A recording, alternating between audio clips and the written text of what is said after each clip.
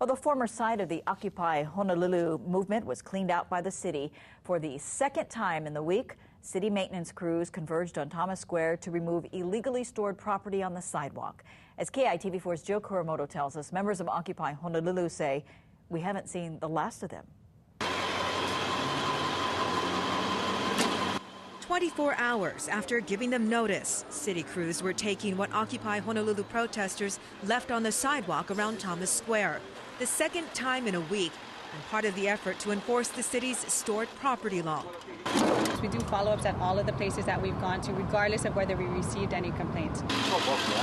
After 3 sweeps of the area, D'Angelo McIntyre mans what's left of the Occupy movement that set up camp in November. I think it's just an opportunity for me to be more creative on how I want to go about talking to my fellow American and Hawaiian. The stored property ordinance passed in December has picked away at what was at one time a sprawling encampment. The city says its enforcement of the law is not an attempt to squelch free speech rights. Irrespective of who the individuals are, what group they're affiliated with, we'll be enforcing that ordinance. We want them to do what they want to do, but if they're leaving their property, that's when it starts to infringe on other issues, so that's why we have to come. Occupy Honolulu protesters say it's likely their movement will now go mobile.